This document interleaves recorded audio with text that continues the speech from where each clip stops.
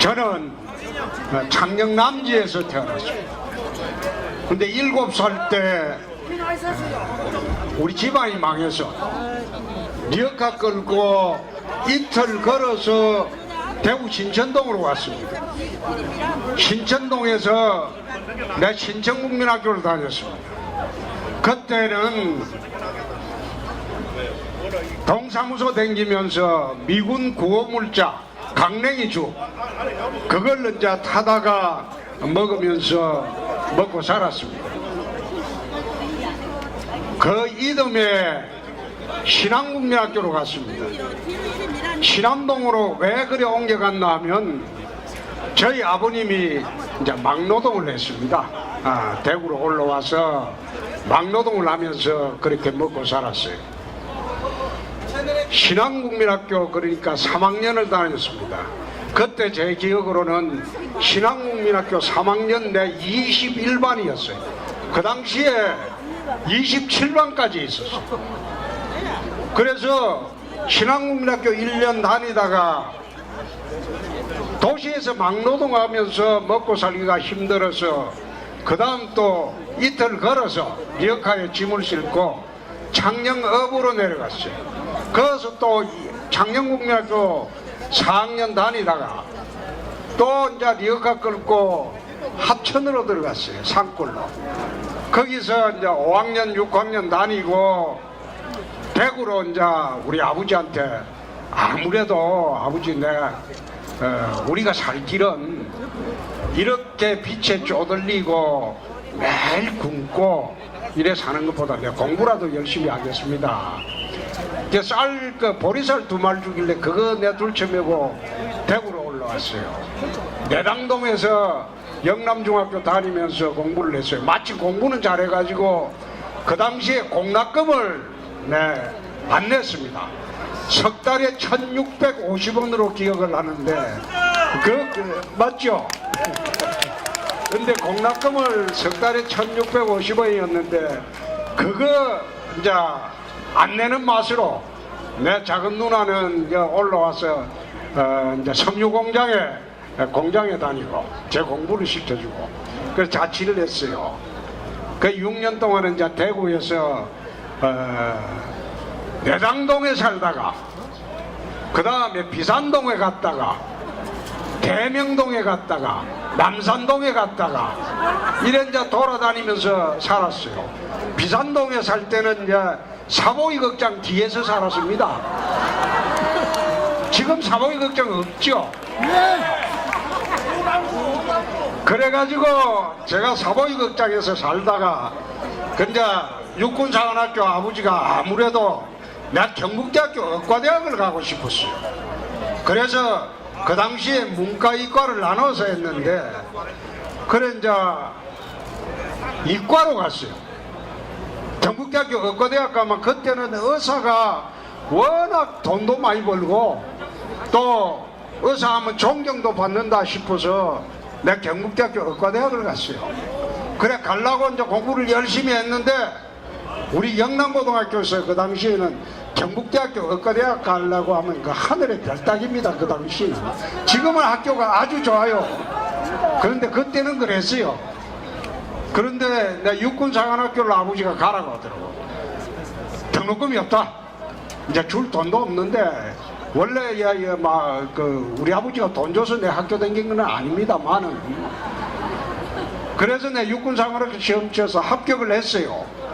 합격을 했는데 그해 12월 돼서 우리 아버지가 도둑 누명을 썼어요.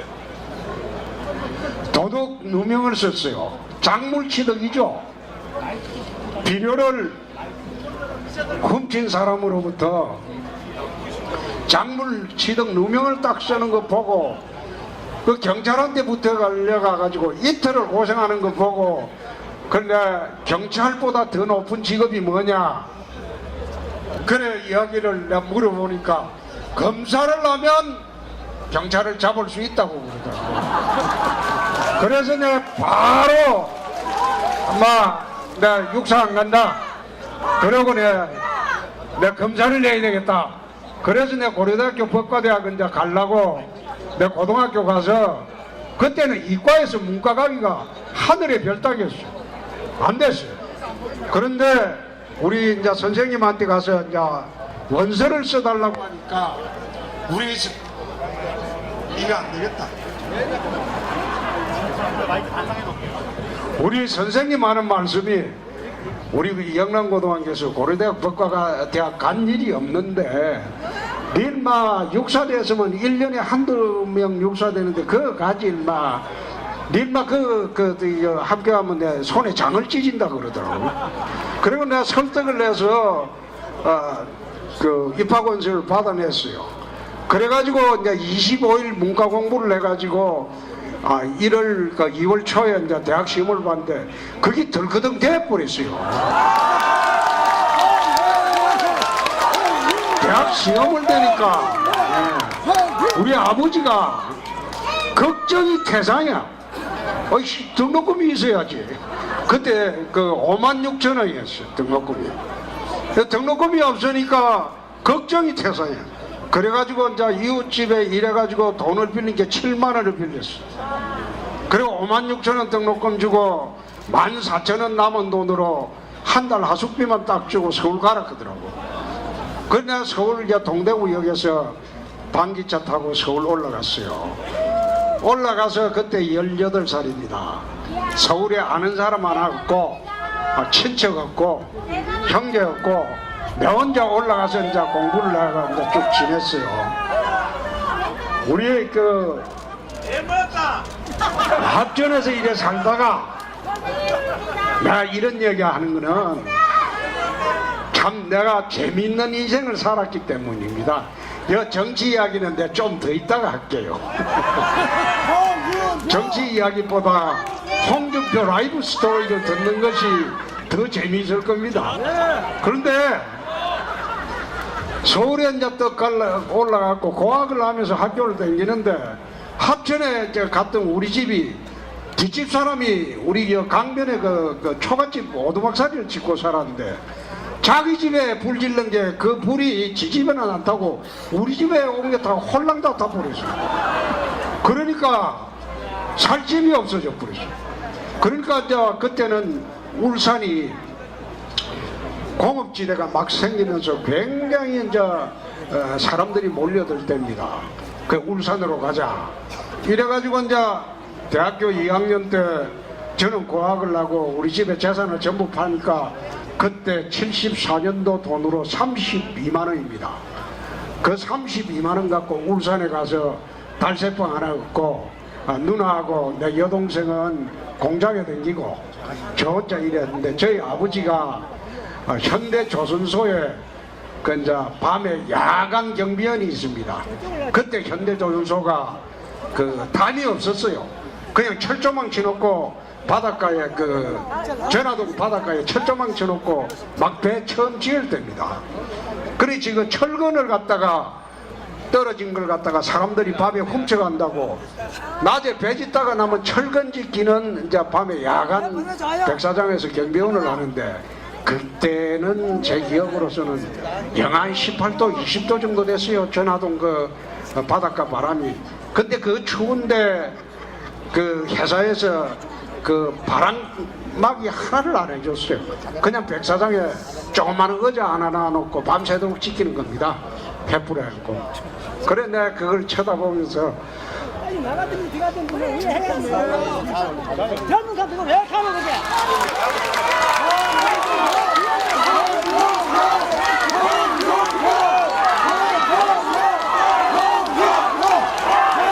세상이 왜 이래 불공평하냐?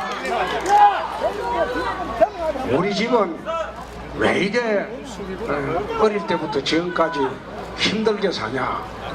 세상이 참 불공평하다. 세상이 한번 뒤집어졌으면 좋겠다. 우리도 한번 잘 살아봤으면 좋겠다. 그런 생각을 했습니다. 그래서 내가 그런 생각을 했습니다. 내라도 공부라도 열심히 해야 되겠다. 내 아버지가 이렇게 고생을 하면서 살고 있는데 세상이 진짜 이거 한번 뒤집어져 봤으면 좋겠다. 부자가 가난한 사람 되고 가난한 사람이 부자가 되는 그런 세상이 한번 되어봤으면 좋겠다. 내가 그런 세상을 했어.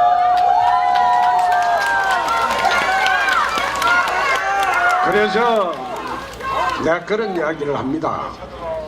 제 아버지는 일당 800원 받던 경비원이다. 내 엄마는 글을 모른다. 까막눈이다. 그래, 경비원의 아들도 까막눈의 어머니를 가진 그런 사람의 아들도 열심히 노력하고 정말 바르게 살고 노력하면 대통령도 될 수 있는 세상이 대한민국이다. 난 그렇게 생각합니다.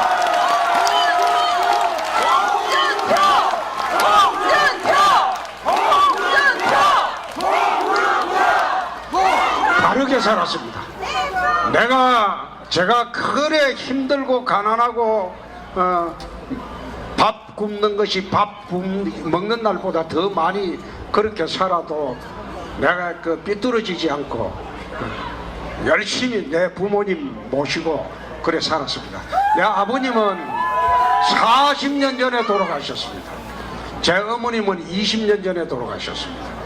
저를 낳은 게 어머님이 39살 때, 아버지가 41살 때 이제 아들 하나 보려고 하다가 낳은 거죠. 낳았는데 이제 늦게 낳다 보니까 저희 아버님이 이제 61에 돌아가셨는데 전화동 그 바닷가에서 그 추운데 견디려고 회사에서 막소주를 줬답니다. 그냥 밤새도록 자지 말고 막소주를 줬기 때문에 하루 저녁에 막소주 한 병씩 먹었답니다. 그래 먹다 보면 추위 견디려고 먹다 보니까 8개월 만인가 10개월 만에 간암으로 돌아가셨어요. 그래서 내가 그걸 보면서 참 그때 대학교 2학년 때입니다. 내가 학생운동도 해봤고 세상을 한번 뒤집어 보자 이런 생각도 해봤습니다. 그런데 아버지 돌아가시면서 공부 열심히 하라고 그럽니다. 그래서 그 길로 내가 학생운동 하는데 발 끊고 내가 공부를 하기 시작했습니다. 정말 세상이 불공평하고 어렵고 가난하고 힘든 사람들이 어떻게 사는지 나는 밑바닥부터 경험을 했습니다. 내 평생을 살면서 그 어렵게 살았던 그 시절 내 잊지 않습니다.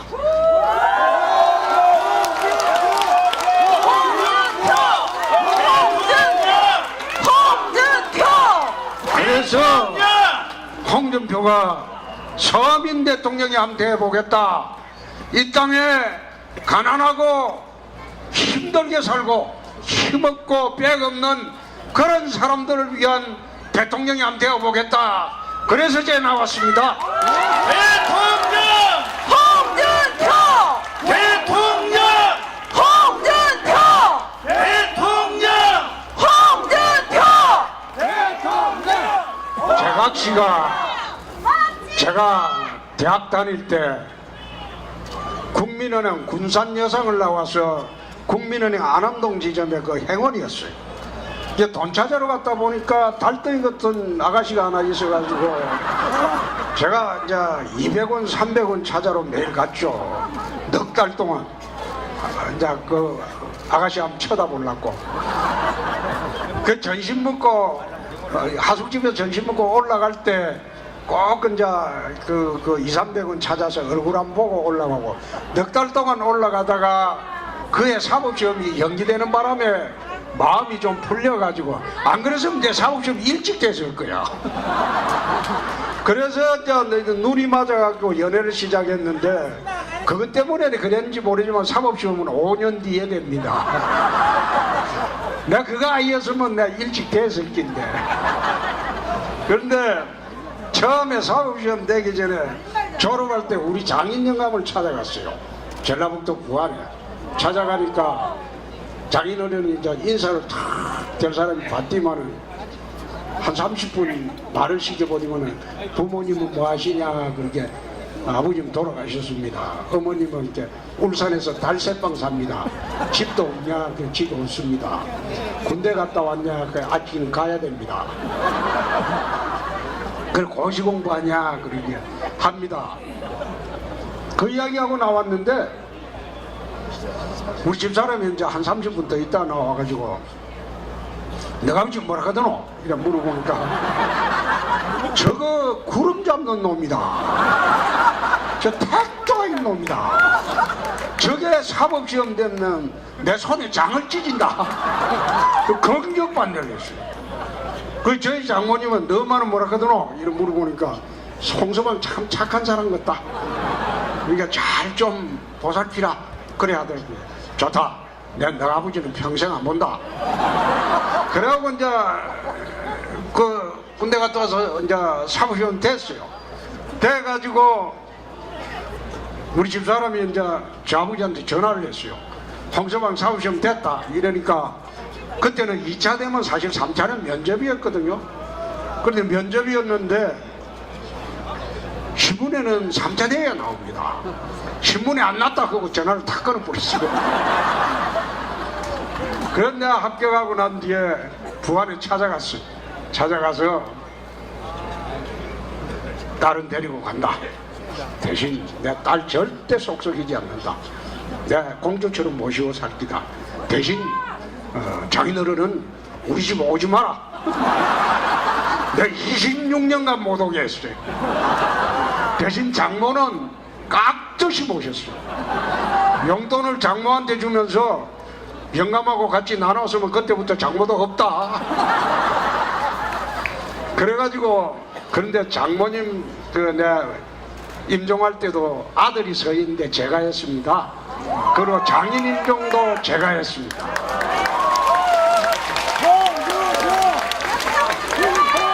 저는요 참 인생을 행복해요. 요즘 대통령 선거 나와서 그런 게 아니고 제 두 아들이 있는데 어릴 때부터 지금까지 가장 존경하는 인물 안에 이수신 장군 세종대왕 안 씁니다. 홍준표라고 씁니다. 아 진짜입니다. 아주 어릴 때까지 지금 36이 됐는데 지금까지 그랬습니다. 그래서 저는 늘 그런 생각을 합니다. 내 아들이 이제 곧 결혼식을 하는데 작년 9월에 둘째 아들이 이제 결혼하기로 약속을 하고 결혼을 하는데 제가 이제 4월 29일 결혼하는데 못 가요. 못 가는 게 유세 때문에 못 갑니다. 그래서 오늘 영상편지 하나 띄워주고 막 장가 가서 잘 살아라. 그러고 내가 이제 오늘 내려왔습니다. 정말 제가 서민 대통령이라는 구호를 내걸은 것은 정말 이 땅에 70%에 달하는 대한민국 서민들을 위해서 5년 동안 홍준표가 서민들의 마음을 알고 서민들이 무엇을 바라는지 그걸 한번 알고 그리고 서민들을 위해서 이 나라를 한번 이끌어보자 그런 취지에서 내가 서민 대통령이라는 구호를 내었습니다.